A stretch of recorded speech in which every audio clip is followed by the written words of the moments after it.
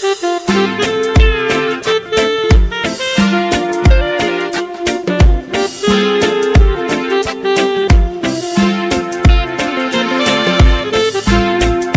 chers amis, je vous salue dans le nom puissant de Jésus-Christ. Je suis là aujourd'hui afin de partager la parole de Dieu avec vous.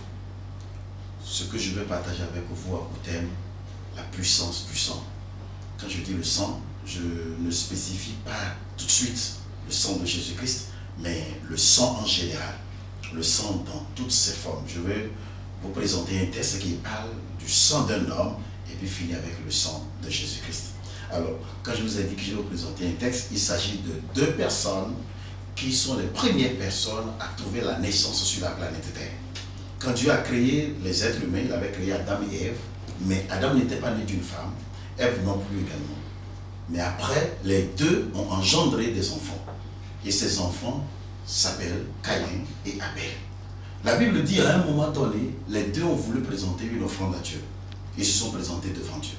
Ils ont présenté les offrandes individuellement. Et la parole de Dieu nous révèle que Dieu a agréé l'offrande d'Abel et il a rejeté celle de Caïn. Ce qui n'a pas plu du tout à Caïn. Et Caïn s'est jeté sur son frère Abel et l'a tué. Quand il l'a tué, qu'est-ce qu'il a fait avec le corps? Nous ne savons pas. Alors, le message que je veux vous apporter n'est pas un message sur la manière dont Dieu a accepté leur offrande ou a rejeté, mais plutôt certaines choses que je trouve importantes que nous allons souligner ici. Alors, je vais vous lire dans Genèse chapitre 4. Genèse 4 à partir du verset 9. La Bible dit là, l'Éternel dit à Caïn, où est ton frère Abel? Il répondit, je ne sais pas. Suis-je le gardien de mon frère? Le verset 10. Et Dieu dit, qu'as-tu fait? La voix du sang de ton frère crie de la terre jusqu'à moi. La voix du sang de ton frère crie de la terre jusqu'à moi. Alors je voudrais vous faire observer quelque chose ici. Caïn a tué Abel. Abel est mort. Sûrement le corps d'Abel n'était pas visible ou n'était pas aux yeux de tout le monde. Il l'a caché, ce que nous appelons naturellement un enterrement. Il l'a enterré, il l'a mis dans le sol. Et Dieu lui a demandé, où est ton frère? Il a répondu arrogamment, ce n'est pas de ça que je vais parler, mais je veux vous faire remarquer le fait que Abel est mort et son sang continue à parler. Il était mort, son frère l'a enterré, mais son sang n'était pas mort. Son sang était encore actif, son sang était encore vivant et son sang pouvait crier de la terre jusqu'au ciel. C'est ce que je voudrais vous faire remarquer premièrement. Abel ici est le prototype de Jésus-Christ. Jésus-Christ également, les hommes sur la terre, les Juifs l'ont arrêté et puis innocemment, ils l'ont crucifié, ils l'ont abattu et Jésus a versé son sang. Si le sang d'Abel, après la mort d'Abel, a continué à parler, cela voudrait dire que le sang de Jésus-Christ aussi faisait la même chose. Parce que dans le livre de Lévitique chapitre 17, le verset 14, la parole de Dieu dit, l'âme de toute chair est dans son sang. Donc l'âme d'un homme se trouve dans le sang. C'est la raison pour laquelle, quand bien même Abel était mort, son sang pouvait encore parler. Alors nous traversons un moment très difficile, un moment d'anxiété, un moment qui fait peur. Ce pourquoi je suis en train de donner ce message, c'est que coronavirus qui fait peur à tout le monde, certains disent, oui, coronavirus, c'est une malédiction que Dieu a jetée sur nous, que c'est Dieu qui est en train de nous frapper. D'autres disent, non, ce sont les démons qui le font. Écoutez bien, chers téléspectateurs, coronavirus ne peut pas venir si Dieu ne lui donnait pas son accord. Donc, Dieu, en permettant que le diable envoie coronavirus, cela voudrait dire que Satan ne s'est pas levé de lui-même sans la volonté de Dieu et commencer par nous frapper avec coronavirus. Et donc dire que le diable et ses démons sont en train de nous frapper directement de leur volonté de coronavirus est injuste. Dire aussi que Dieu est en train de nous frapper de coronavirus, que c'est lui qui a envoyé de sa main coronavirus vers nous. Non, coronavirus n'est pas avec Dieu. Ce virus-là n'est pas avec Dieu. Dieu a tout simplement donné le feu vert à Satan pour que Satan nous frappe comme ça s'est passé exactement avec Job et Satan. Satan a demandé à Dieu, tu l'as protégé, c'est pour cela qu'il t'adore. Et Dieu dit, je te donne le feu vert, vas-y, tu vas voir qu'il ne va jamais me rejeter. Donc vous voyez, on ne peut pas dire que c'est Dieu qui a frappé directement Job. On ne peut pas aussi dire que c'est Satan de sa propre force et de sa volonté qui a frappé Job. Donc c'est ce qui se passe. Pourquoi ça? Dieu, la Bible dit, la terre et tout ce qu'elle renferme, tous ceux qui sont sur la terre appartiennent à Dieu. Mais regardez ce que les hommes sont en train de faire de la terre aujourd'hui.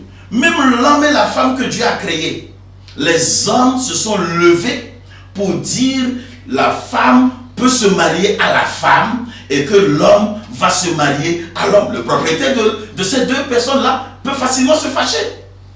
Non seulement ça, non seulement l'homosexualité, on a autorisé dans certains pays l'avortement. C'est officiel. Et récemment, avant le coronavirus, on nous a dit il ne doit plus avoir question d'adultère. N'importe qui peut attraper n'importe quelle femme et la violer n'importe comment, il n'y aura plus d'adultère. On était alors dans quel monde? C'est normal que Dieu puisse nous donner un petit signe, ça c'est juste un petit signe, très infirme, pour nous montrer que la terre ne nous appartient pas, le monde ne nous appartient pas. C'est ce qui explique aujourd'hui ce que nous voyons. Les rois ont peur, les présidents ont peur, les ministres, tout le monde a peur. Et nous prions pour que le Seigneur Dieu nous garde.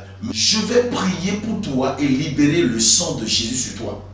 Parce que Dieu a dit que le sang d'Abel criait. Ce sang-là disait quoi? Justement, si c'est le sang qui est versé injustement, qui est versé méchamment, certainement le sang d'Abel criait vengeance. Maintenant, la Bible dit que le sang de Jésus-Christ parle mieux que celui d'Abel. Le sang de Jésus qui parle mieux que celui d'Abel se trouve dans Hébreux chapitre 12, le verset 24. Je vais vous lire le 24e verset de Hébreux 12 qui dit « Jésus est le médiateur de la nouvelle alliance et du sang de l'aspersion qui parle mieux que celui d'Abel. » Alors si le sang d'Abel crie vengeance, qu'est-ce que le sang de Jésus est en train de dire? Jésus, il était mort avec fierté. Sa mort était digne pour lui. C'est pour cela d'ailleurs qu'il était venu. Donc le sang de Jésus-Christ ne criait pas vengeance ou ne crie pas vengeance. Le sang de Jésus crie salut. Le sang de Jésus crie sécurité. Le sang de Jésus crie et crie et crie provision. Voilà pourquoi la prière que je vais faire pour vous tout à l'heure sera le sang de Jésus que je vais implorer sur vous pour votre sécurité et pour votre provision dans ce confinement que nous sommes en train de vivre dans beaucoup de pays. Mais ce n'est pas fini. Avant d'aller sur cette prière, je vais aborder maintenant la deuxième personne, Caïn.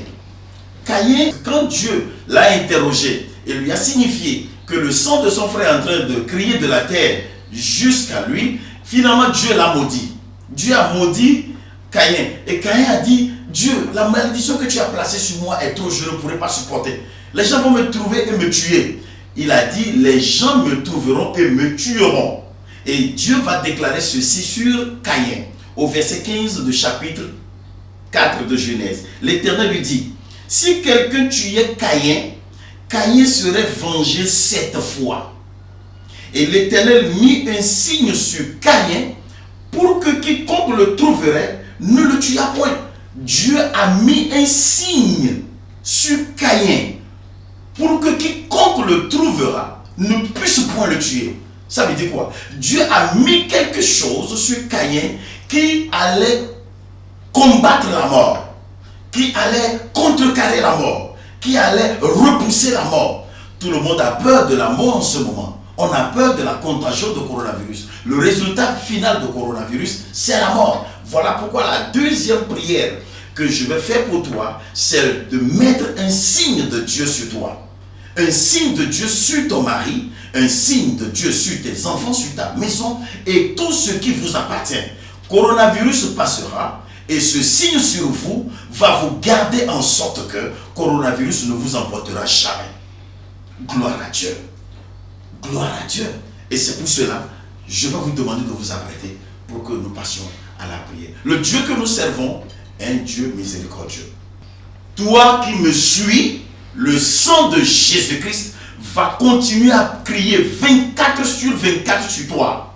Et qu'est-ce qu'il dira? Sécurité, protection contre le coronavirus. Toi qui me suis, la deuxième prière que je vais faire pour toi, je mettrai par la puissance du Saint-Esprit le signe contre la mort sur toi. Plusieurs peuvent mourir, mais toi tu ne mourras pas. Nous allons prier.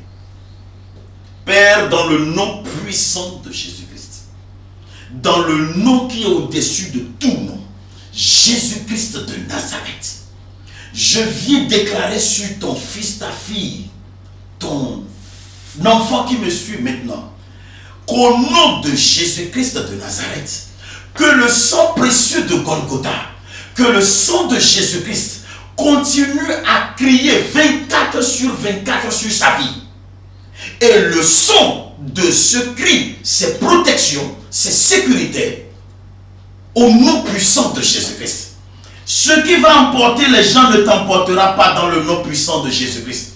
Les gens vivront dans la peur, dans l'inquiétude, mais je déclare sur toi que toi tu vivras dans la quiétude, ton cœur sera dans la paix, dans le nom puissant de Jésus-Christ.